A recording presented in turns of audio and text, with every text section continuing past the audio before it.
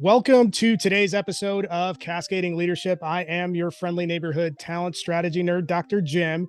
In today's episode, we're going to learn how you use failure as the engine for success.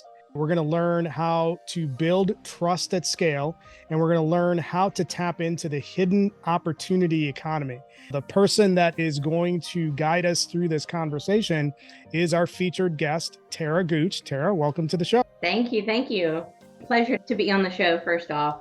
And I hope to really help the audience learn from my story, my background, and where I came from. And hopefully it's inspiring for some people. Tara, super excited to have you on the show. I know you and I have connected on LinkedIn and we have conversations back and forth. And every now and then we'll have some shady, weird people that send us messages about crypto, and we're alerting each other about that. So there's a bit of history there in that respect. One of the things that I think is going to be super valuable for our listening and viewing audience is for you to share with them a little bit about what you're doing now. I am involved in a lot, but I'll focus on Best Branding. So I'm the CEO of that. And Best Branding was formed during COVID. So during, I guess it would have been June of 2020, we started our company. And my husband and I, we started it together, and he's a graphic designer by trade and hasn't been involved in graphic design and advertising for about 20 years. I recently, as of a year ago, completed my MBA. So our idea was to take his knowledge of branding and design, visual design, and combine it with my love for business. So that's what I'm doing right now. That's my main focus. And for me, it's all about growth and expansion. So I'm always looking for more opportunities, how I can help more people with what I'm passionate about, which is personal branding. I've also recently gotten into mindset coaching, growth mindset coaching. And that was a happenstance. A client of mine actually came to me and said, I want you to help me with mindset coaching. I had never done that before, right?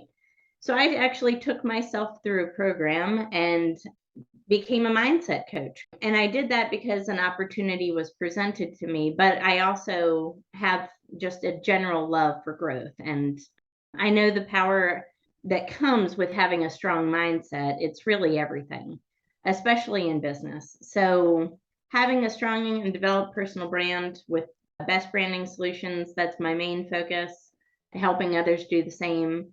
And then as well as helping other people improve their lives with the power of mindset. There's a couple of things there that caught my attention. One was that you launched Best Branding Solutions in the middle of a pandemic. A lot of people don't think of that as the optimal time to launch a business. And my question is, what made you decide to launch at that point? And I think your answer is going to be particularly relevant because we're 2 straight quarters of negative GDP. So that means we're in a recession, depending on how you define it. Things are getting redefined all the time, but that's the official definition of recession. And there might be people that are hedging their plans to launch a business. So what was it that led you to launch a business in the middle of a pandemic and an economic downturn? I've said this before, but I have a friend who's a CEO, and I've been inspired by her for years, but recently we've talked and she said something that I'll never forget. And that's where some see opportunity, others see nothingness. So you can look at it as a recession, or you can look at it as a method to explore opportunities. We are living in an age where you can get paid to be on YouTube, where you can get paid for your social media handles, right? There is plenty of opportunity. And Stu Heineke's book, How to Grow Your Business Like a Weed, he talks about that. And part of his weed strategy, his methodology, is that if you act like a weed in business, you can be recession proof, and you can actually even thrive in a recession. And again, where some see obstacles, others see opportunities. So I saw it as an opportunity. I had nothing to lose by starting the business. I only had something to gain. And at the time, it was a side hustle. I was still very much involved in the corporate world as a sales director. So I had nothing to lose by doing it. And I figured, you know what? Let's try it and see what happens. And I'm so glad I did. It was one of the best decisions I've ever made. I've had Stu on my show previously, so I've gotten all his books, including How to Grow Your Business Like a Weed. And what you Yep. say about his mindset is pretty interesting. It's identify where the gap exists or where the gap could be. Then how do you solve for that based on what you feel like doing? The other thing that was interesting about was that you decided to get into mindset coaching, and I would have argued that you probably shouldn't have spent the money to take the lessons because your personal experience and your business experience equipped you to speak from a practical perspective on that. I'm wondering, what was it about that point in time where you felt that, hey, maybe a certification or training on this would be something I should do? It wasn't about the piece of paper. It was more of, again, just growth, right? So for me, I'm an avid learner. I don't listen to the news. It's reading books or audiobooks all day long. And it's about pushing yourself, right? And if you have the opportunity and the means and desire to do something, do it. It's not going to hurt anything by getting further educated in something, certainly. But it's about more coming up with a strategy, right? So while I could potentially talk on it and mentor someone with just my background and credentials alone, it was about putting the pieces of the strategy to really help that person grow long term, even after our sessions would be over. And that's what it's all about. It's taking something like a growth mindset, but applying it to the rest of your life for life. And I think when you do that, there's nothing you can't do. It really does come down to mindset for most of anything. Most of all of our problems and obstacles are mindset related. There's a Yoda reference, do or do not, there is no Yeah. try. And your ability to do or do not really rests with what's going on between your ears. So if you don't think you can get something done, it's not going to get done. If you do think that it can get done, it can get done. And it's interesting when I've led teams for quite a while. And one of the things that I've observed that's been pretty interesting to me is that there seems to be this relationship within certain organizations or in certain team structures where if you have a high amount of tooling that exists within your environment, the mentality oftentimes at the dust level becomes very rigid. If solution X breaks, I can't get stuff done.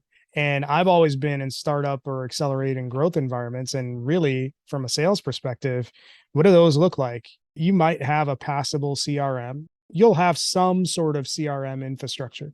You'll have a phone, the internet, and some basic subscriptions, and that's it. And obviously, email. And we always figured out some really creative ways to get in front of people. But you look at some other organizations that have a lot of infrastructure in place, one thing goes down and you're like, I don't know what to do. The rest of your stuff is still working. The phone still works. The internet's working. You have Right. a lot of ways to make an impact. So it's interesting how mindset kind of plays into that. So Absolutely. you've set the stage pretty well in terms of where you're at. Tell us a little bit about the background and growing up and how that shaped your vision for yourself as you were living through that. Growing up the youngest of five, we didn't have much, right?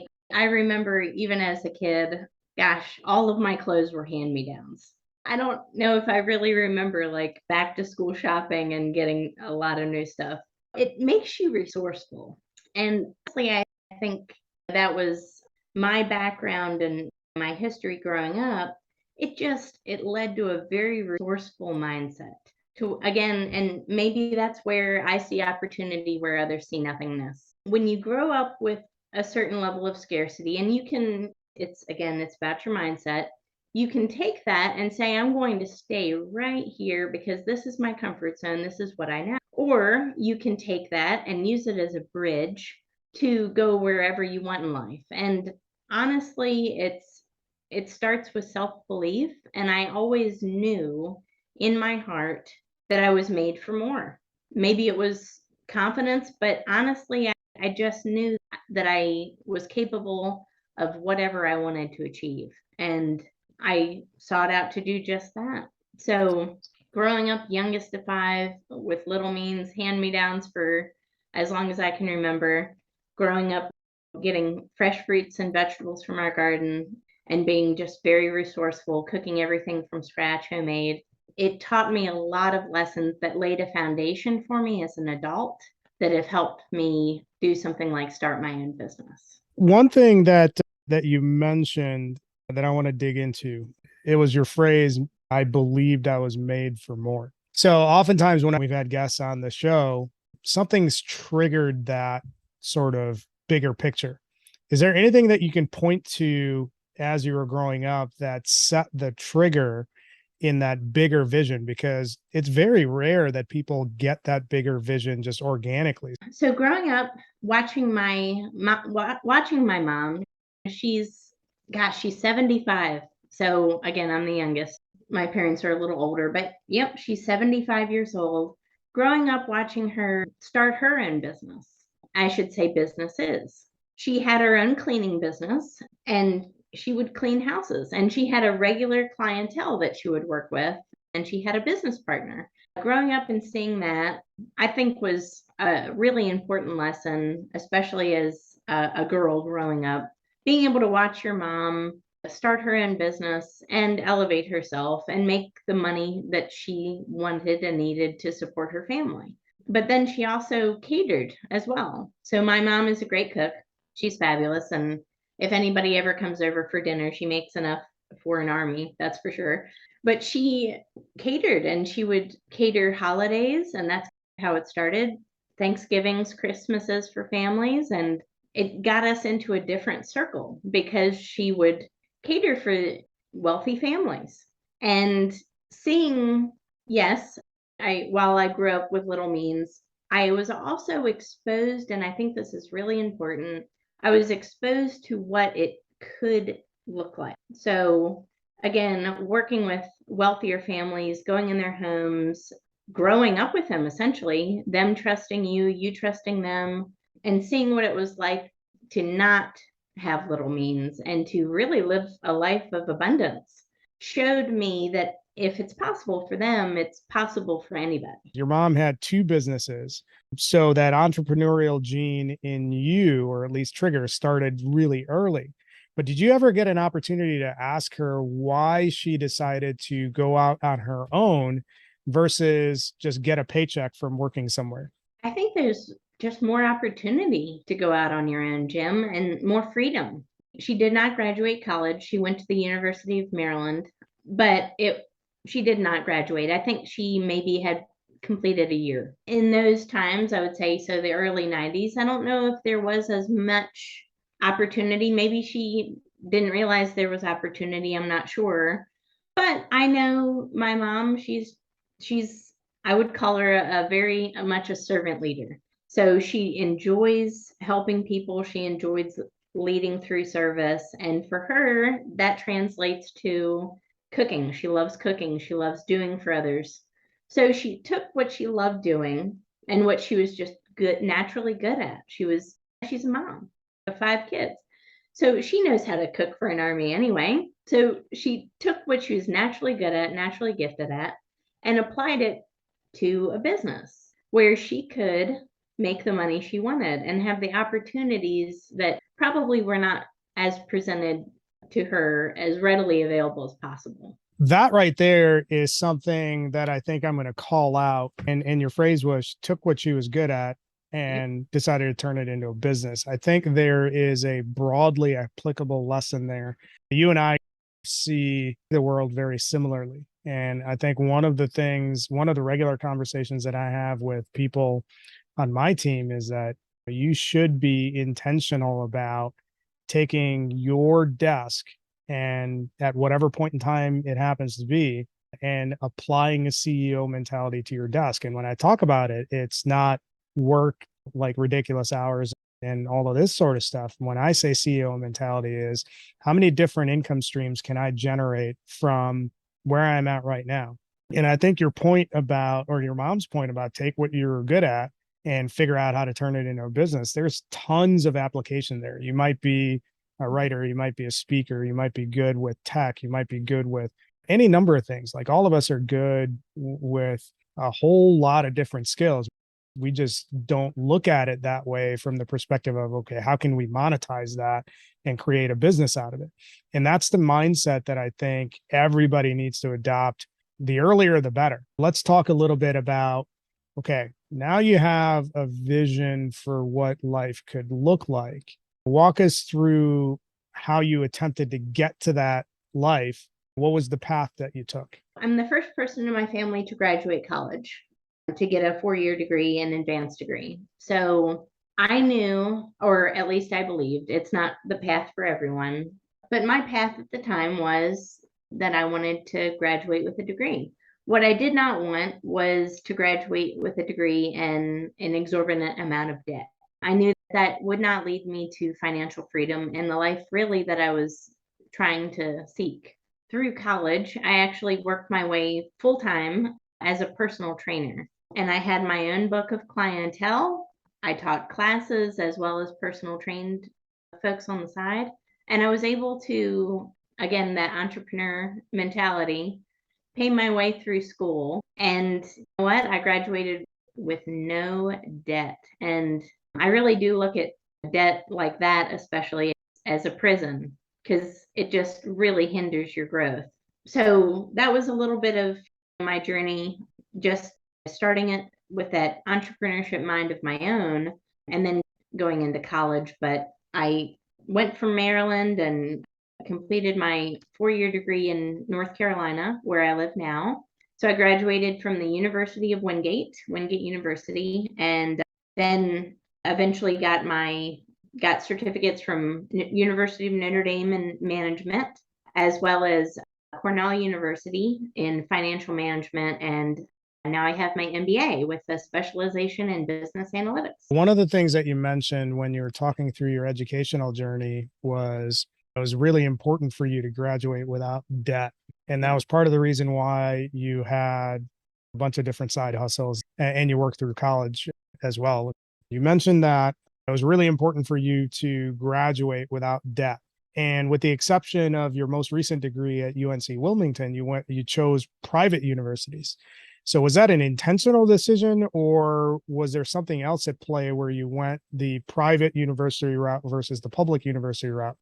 Scholarships. There you go. So I did work my way through school full time, but scholarships paid for, I don't know the final percentage, but I was able to get a substantial amount of scholarship money for my undergraduate specifically.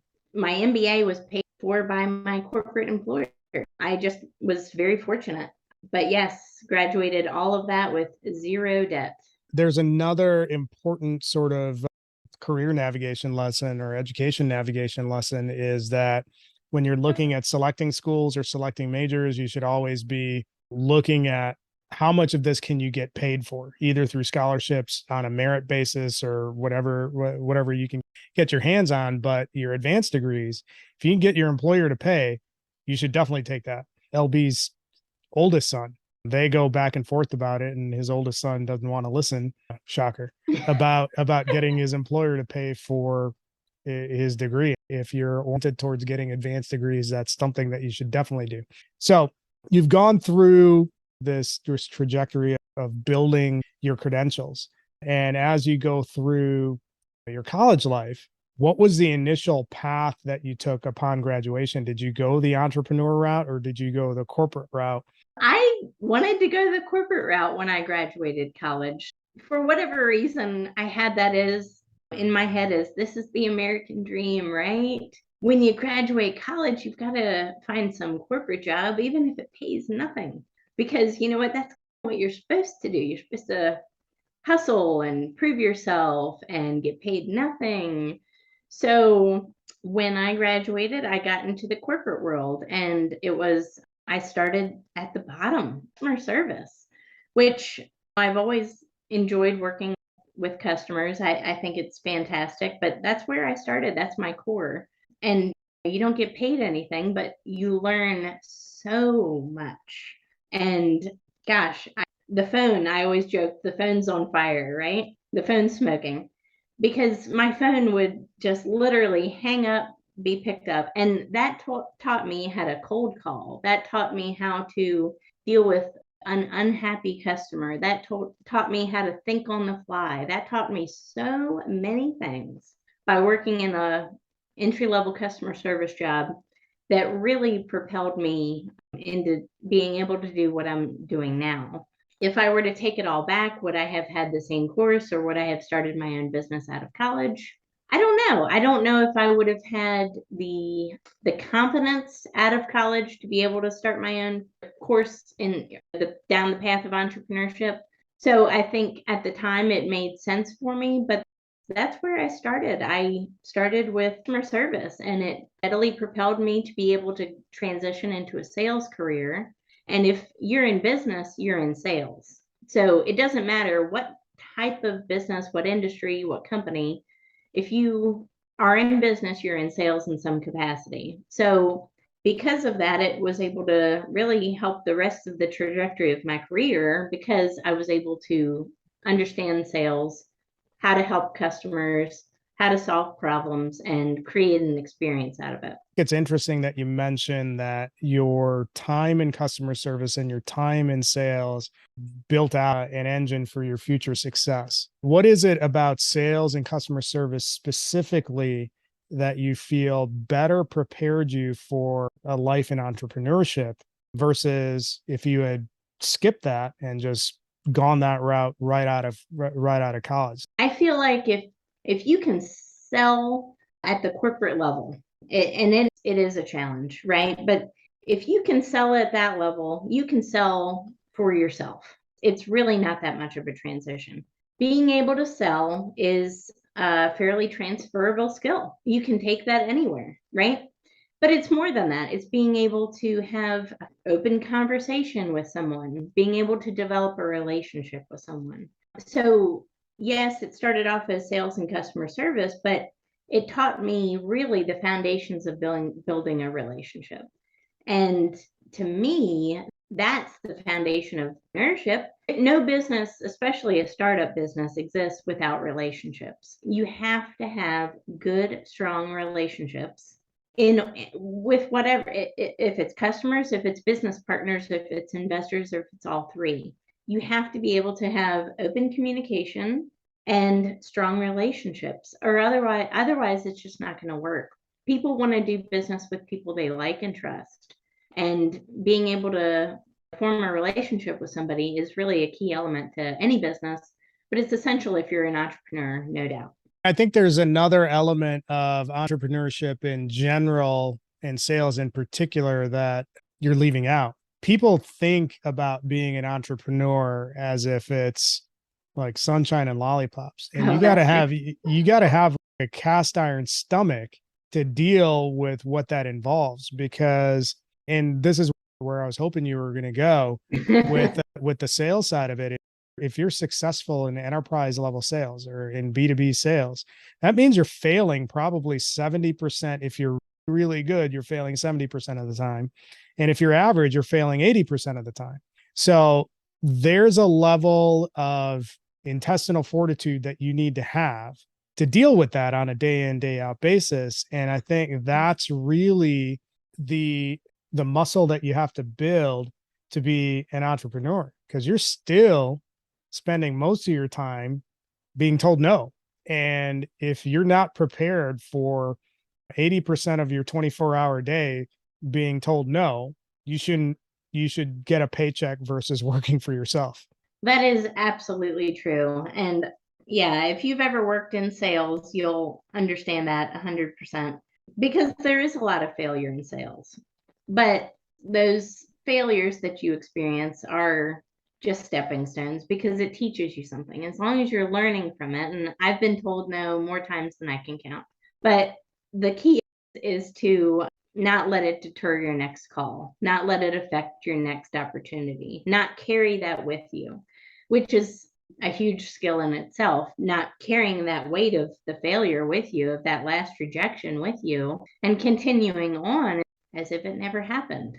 and keeping that smile on your face for the next call, even if they reject you too. It's not easy. The big thing about what sales teaches you that's relevant to being an entrepreneur is that it helps you build the stomach for failure. And the quicker you can detach from the outcomes of those sales activities, the better off that you can be. And really, the focus should be, how can I connect with 100% of the market that I'm going for and just build relationships and conversations versus Yep. how do I find the 3% that's ready to buy what I have right now? I think that's a losing proposition and it'll screw with your head. If you look at, I got to find the people that are ready to buy now. So you went the corporate route. What did you learn during your time in the corporate world, and how did that shape some of your future decisions? I went up to a sales director and I enjoyed it, but it was just not for me. So I have a lot of grit and hustle just by nature, but it was all consuming. It just, I wasn't satisfied. I wasn't living to my, what I would call my purpose, right? So for me, my purpose is I need to work for myself 100%. I'm an entrepreneur and will always be one, I guarantee you. What it taught me was not to accept as is and not to settle for something that does not serve you. So I learned a lot. I learned how to negotiate. I learned how to talk to any customer. I learned so many powerful lessons.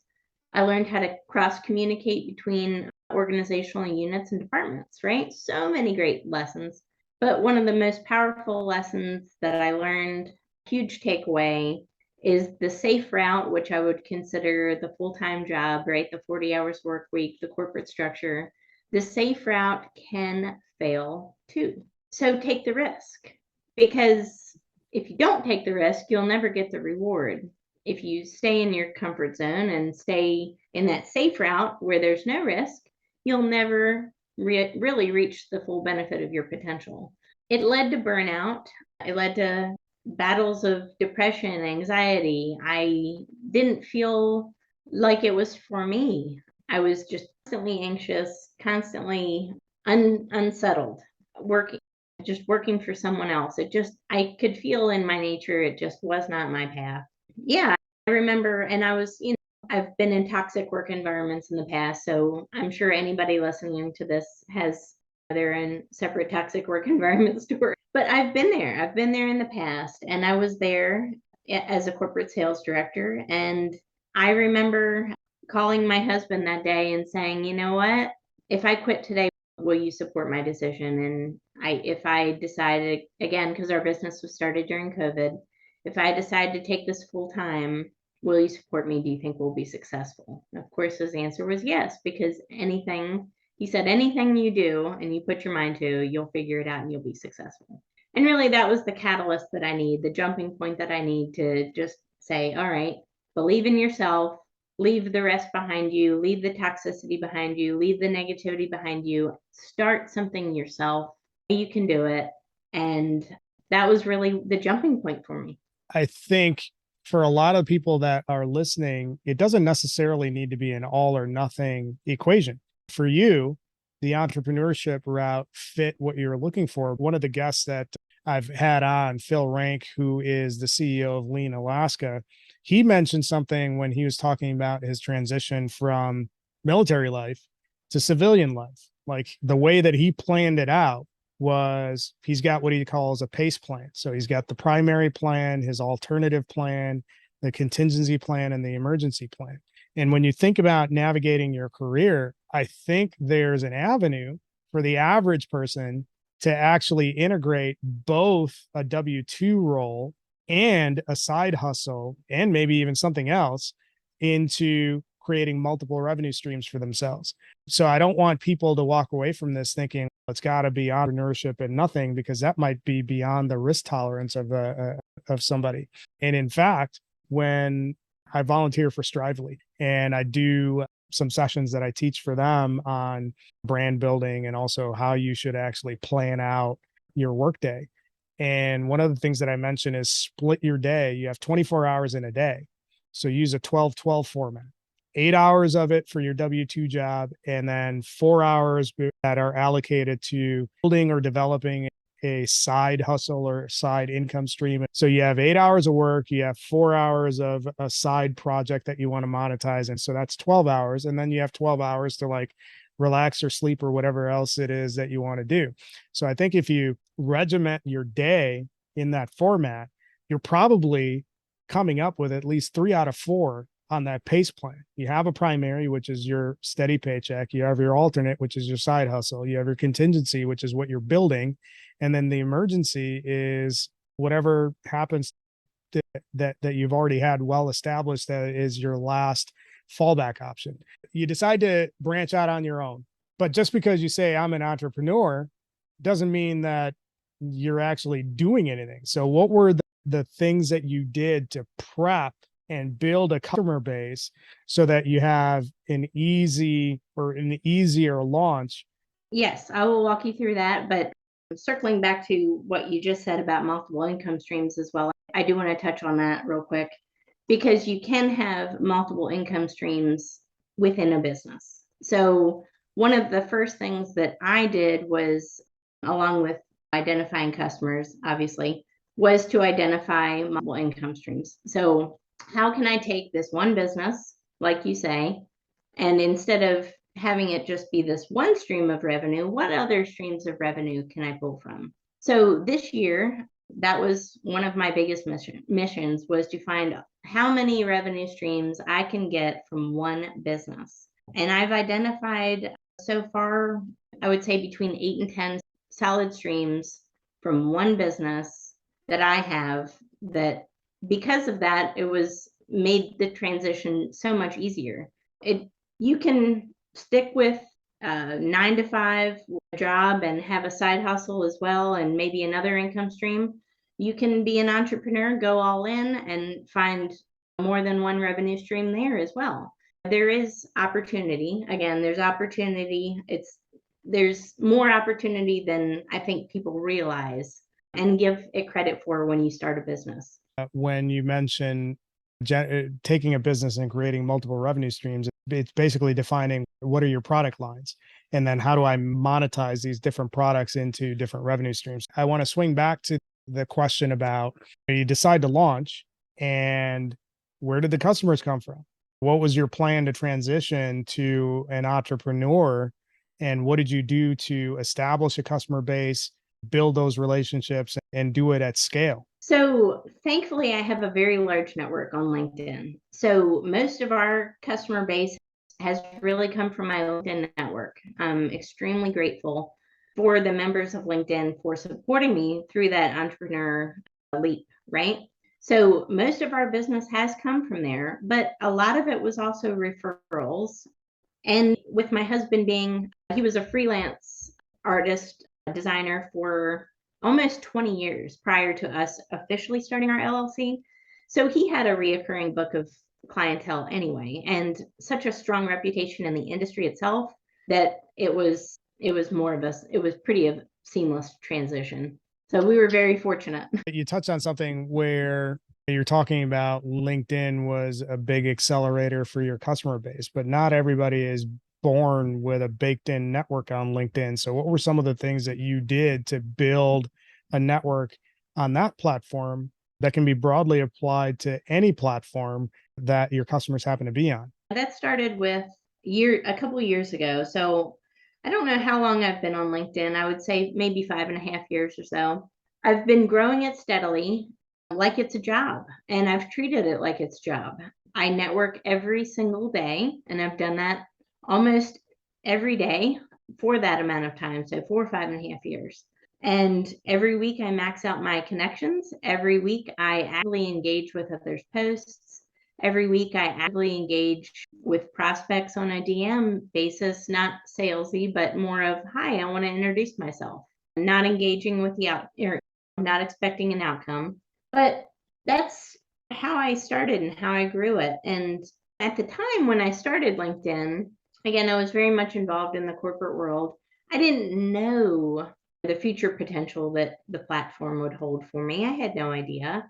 But I knew that if I grew it and connected with influential people that eventually I knew I could turn it into its own machine.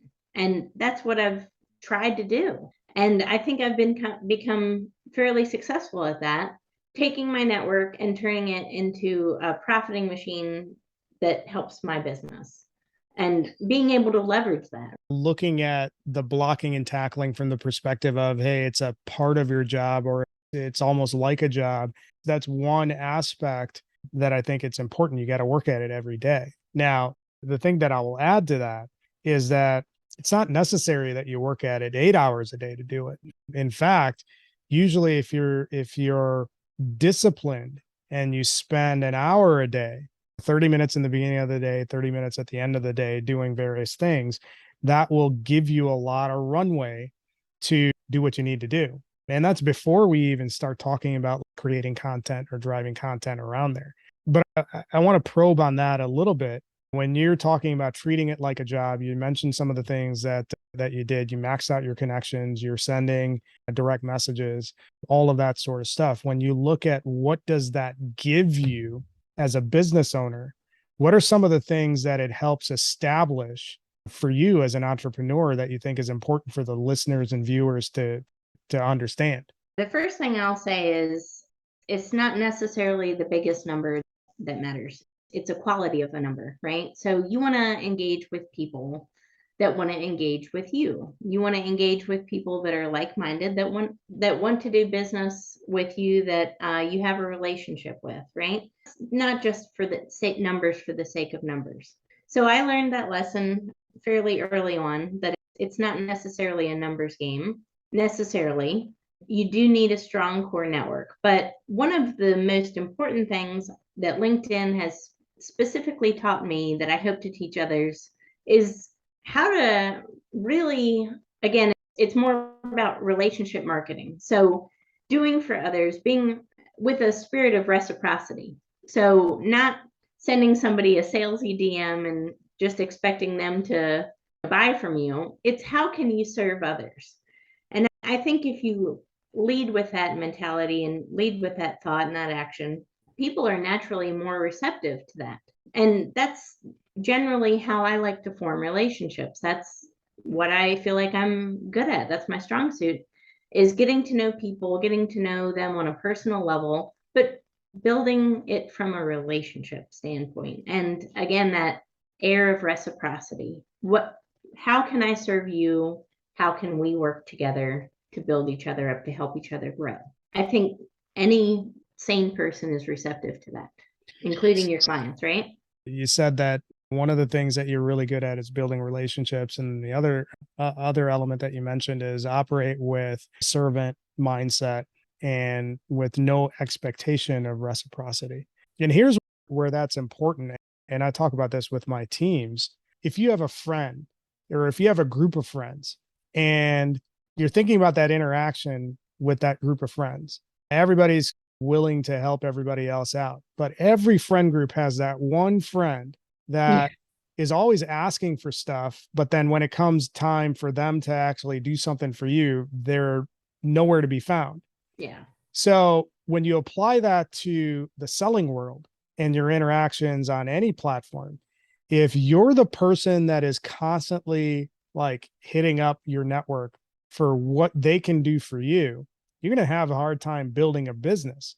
And I think the thing that you're hitting at that I always talk about with my teams is in business and in life, you always want to be in a position where you're giving 2 or 3 times more than what you ask, because everybody that's on any platform is on there for their own purposes. So you will buy space and earn space of their attention if you're actually trying to promote their interests. Like what is this person trying to accomplish, and how is what I know from a skills perspective going to help them advance what they want? And you should always be operating from that 2 to 3 times you want to give more than you ask. And then that's how you actually set the foundation for a business relationship and any other kind of relationship. Tara, one of the things that's really important about your brand building effort that I just called out is, from a mindset perspective, you need to be operating from a mindset of generosity. What can you give that's going to help somebody else advance their initiative? Now, when we look at doing that to build a network, that makes sense. But how does building a network create a brand? And when you create a brand, what does that open up for you? So, first off, you are an entity, and just a business is an entity, right? So, a business needs a brand. Would you buy from a business, Jim, if they didn't have a logo or a website, or if it was a soda bottle, if it was just totally plain? Maybe you would buy it, but probably not, right? You would think it was defective, right? It's kind of the same for a personal brand. So your personal brand allows people in. It allows people to see you for who you really are. There's almost 8 billion people in this world, and you are completely unique, just as I am completely unique. A personal brand is not copying someone else. A personal brand is showcasing you and your story, but in the most professional way possible that builds trust. So if you're thinking on a platform like LinkedIn, first impressions, right? We get between 5 and 15 seconds to make a first impression. So we'll say the average is 7 seconds, right? So 7 seconds, a first impression is formed when you meet someone. The same goes for those first 7 seconds when you view someone's profile on LinkedIn. It's a perception, and you may only get just that one chance at that first impression. So by building an established personal brand that people like, people trust, people empathize with, people relate to, creates opportunities, right? Because people are attracted to human stories. It's our evolution as a species. We like storytelling. We like learning. Our brains are hardwired for it. And we love learning about other people's experiences. Otherwise, there would be no such thing as TVs and movies. We love it. So building a brand is very similar to that. It's a showcase. It's your billboard. It's who you are. It's what you do.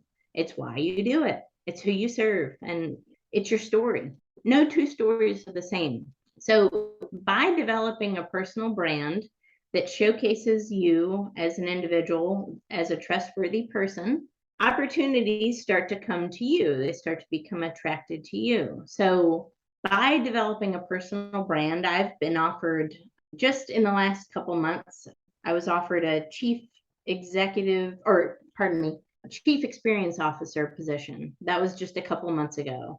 I've been offered other business opportunities, consulting work, public speaking, so many different areas that honestly I never even had considered until I developed a strong personal brand that people liked and trust and wanted to do business with. So I had transparency. I've shared failures, I've shared successes, I've shared other people's failures and successes. I've shared motivation, I've shared inspiration, I've shared things that can help other people, because again, it's that servant mentality first.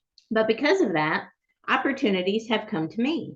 And honestly, I had a conversation with a VP of a company just this week about that same topic, how when he left his corporate job, he got 10 offers within that week.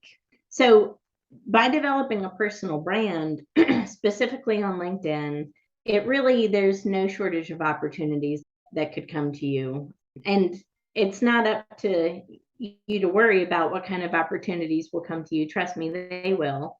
Like I said, I would have never thought of myself as a public speaker or a mentor or even a mindset coach really until this year, when all of these opportunities started to be presented to me.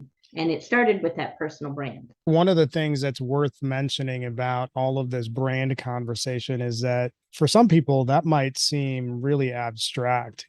And I think it's important to talk through what that actually means. When we talk in terms of brand, it's simply talking out in the open or sharing out in the open, which is what you talked about, on a regular basis, what you care about, and also how you educate and inspire the world. So that's Steve Watts' phrase, to move to you. You're building what you want to become in the open. And you never know who's going to be watching or paying attention. But like when you look at LinkedIn, it's got millions of people on it, but only 2% are active in terms of actively. 1%. Okay.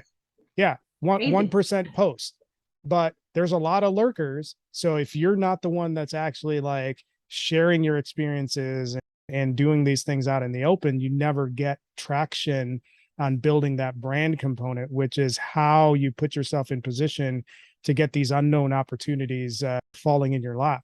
So I think that's important. You have to be intentional about either being deliberate about posting every single day about things that you're experiencing, or you have to be deliberate about identifying the people that you resonate with and then driving the conversation forward on their posts so that eyes get drawn to you. So it's building conversation or having conversation at scale or creating conversations at scale that's the necessary precursor to brand building. And if you do it in the open, that's how you position yourself. Tara, fantastic conversation. We covered a lot of ground. And I think in any one of those show concepts that we introduced in the beginning, we could have probably built an entire show on just that one topic. So it's been a really fun conversation, interesting conversation. Before we wind things down, why don't you share with the audience, both the listeners and the viewers, what you think are the 2 or 3 most important things that people need to pay attention to when they're thinking about entrepreneurship, brand building, career navigation, any of the things that we talked about in this conversation? I just want to reiterate one more time, the safe route can fail too. So life is all about risk. We're constantly changing. The only thing consistent in life is change. So embrace it. And if it's something that you believe in, if it's something that you're passionate about, if it's something that you're good at, like my mom, right? She utilized a skill she already had and figured out how she could monetize it for her family to build her own business. The same goes for anyone watching this show.